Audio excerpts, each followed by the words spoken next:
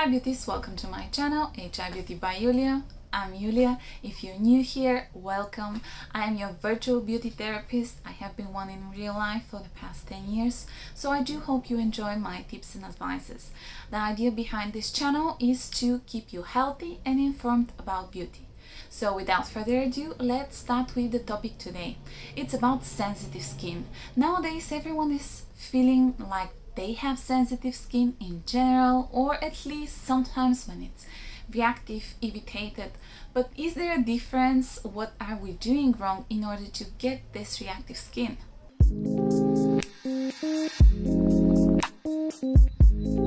Obviously, there's a lot more skin diseases, there's a lot of internal issues that might trigger sensitive skin. If you're concerned, do speak with your healthcare provider. With this left on side, there's a few very common mistakes that we do that causes our skin to be sensitized at the moment, or if you have sensitive skin, just make it even worse. Now, when I am talking about certain ingredients, I want you to understand that I am not saying they are the devil, but according to scientists, according to studies, they are the most common triggers for sensitivity, for allergic reaction, so they are very well known irritants. Your skin might not be sensitive and you might be just fine with those one, but I want you to understand that I'm not saying they are the evil, but I am saying that maybe they are the reason why. So I am trying to give you some ideas. And the other important issue is that formula and quantity of these ingredients are also very important. The pH level. So look at your ingredients list, but bear in mind that they're incapable to giving you the full information. So there are 10 different reasons why your skin might be sensitized from mistakes that you are doing. First one is that you are cleansing too harsh. This has a few points in. The first one is that if your skin is drier or already sensitive, using some kind of foam might be way too much, because foams very often, in order to get this type of texture, have a lot of surfactants inside, and they might be stripping the oil from the skin, which makes your skin more sensitive.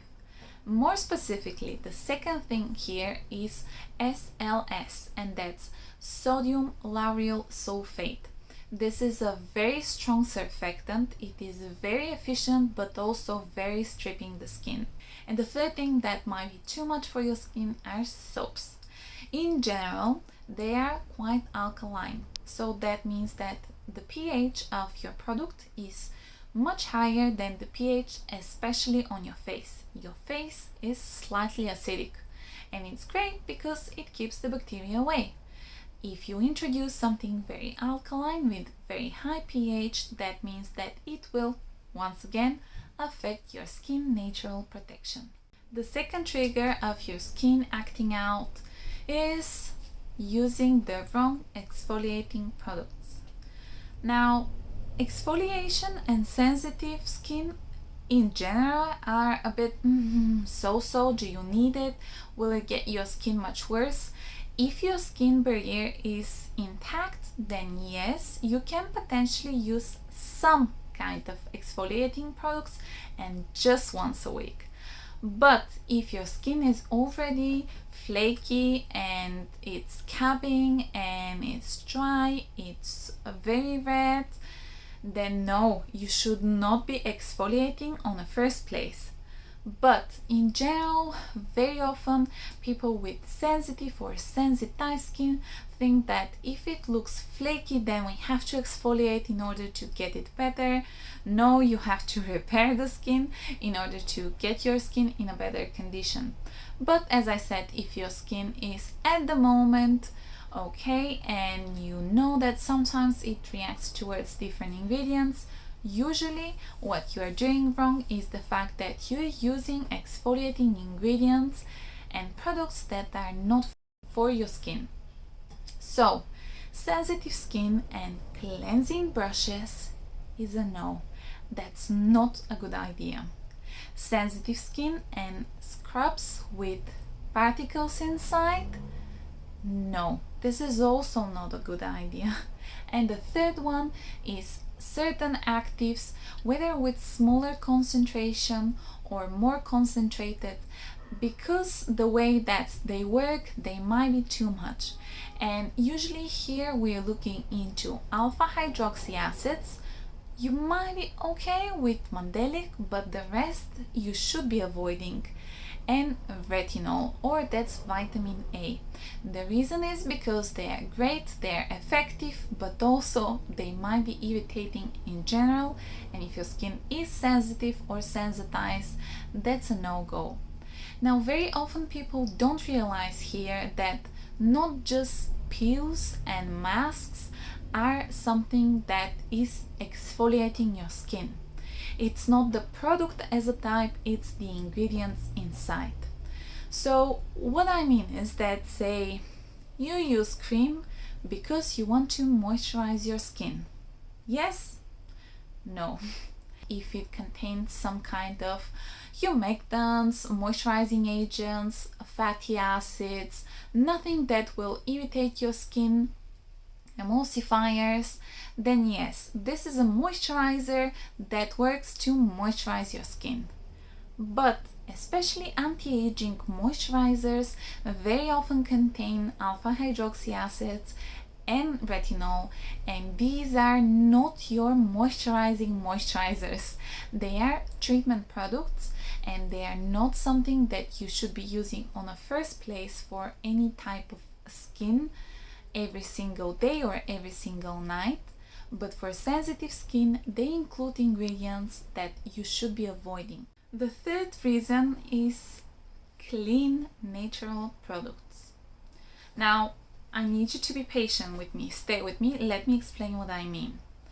Very often when I speak with someone who has sensitive skin or very dry skin, especially when their lifestyle is organic, vegan, let's be healthy, and etc. That's a great thing. In order to avoid harsh chemicals, they don't want to use anything synthetic, they will go towards clean brands. Now I'm saying this, it is a problem for a few main reasons. First of all, labeling as natural or clean is something that is not regulated.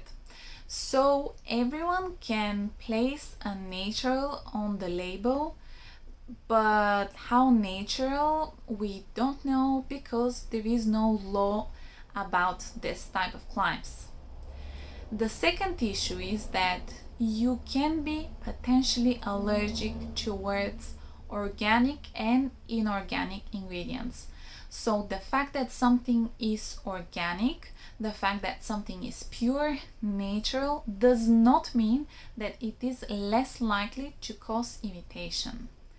And the third one, which I think we have to more speak like a fourth reason what you may be doing wrong, but it is also part of this one, is essential oils.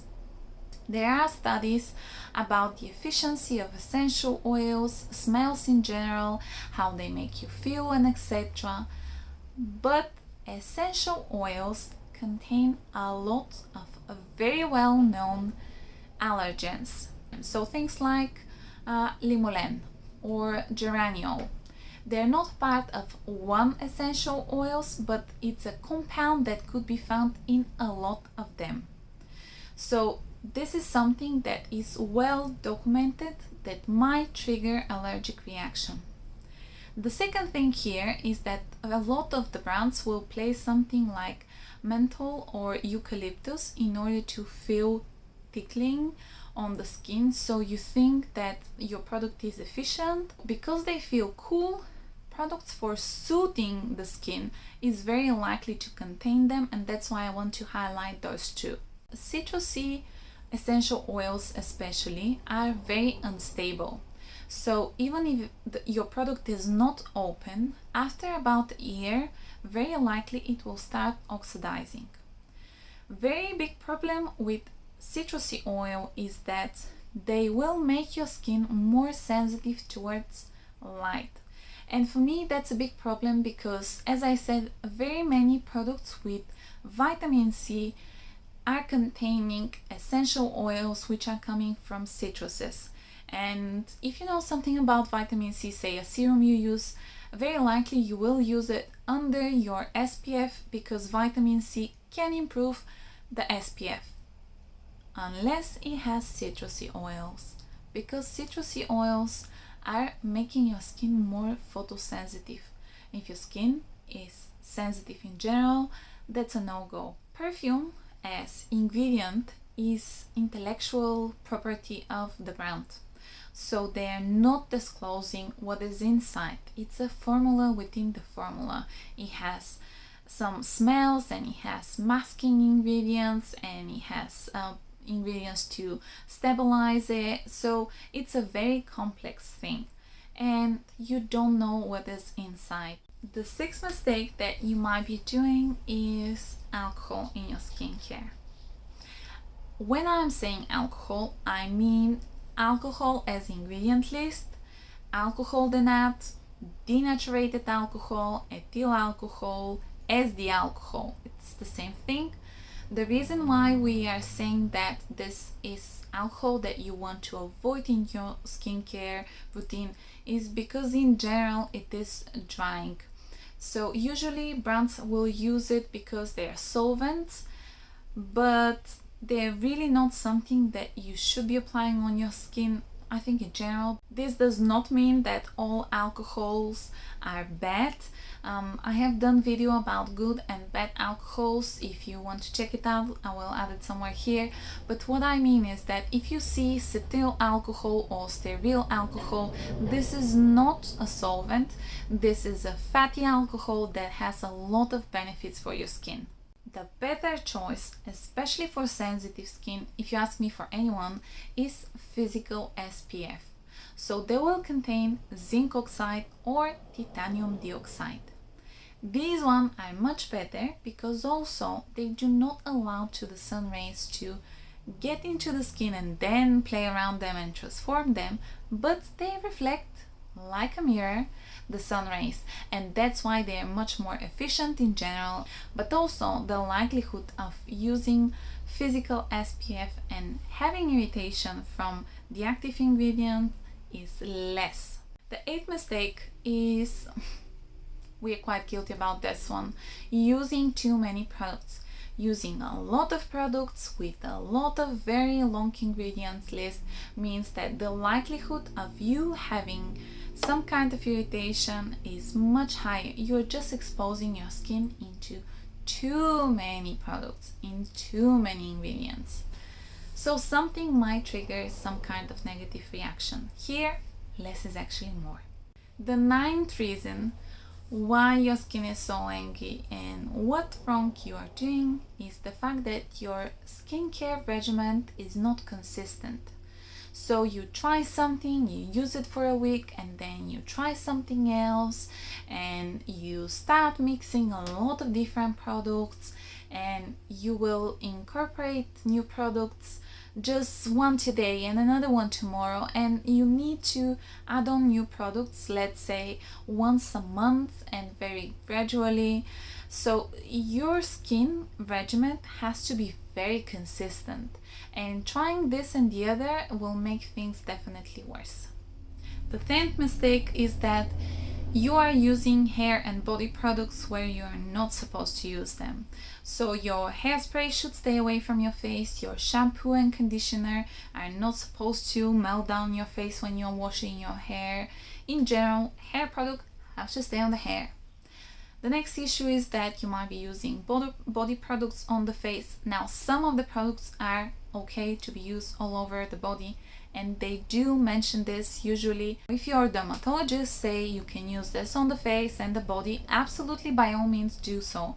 But to use a body scrub on the face, definitely no. There is a 11th, maybe, kind of a mistake. Let me explain what I mean. I'm talking about preservatives. Preservatives are something that we need into our skincare if there is water and air. the contact of them both means that the bacteria growth will be very easy. So you need preservatives. However, it's just the nature of the preservatives to be, especially some of them like parabens, a bit more irritating for the skin. So you have to be working with them with cautious. They are not something that you should avoid at all costs, but you have to bear in mind that some of them might be a bit irritating.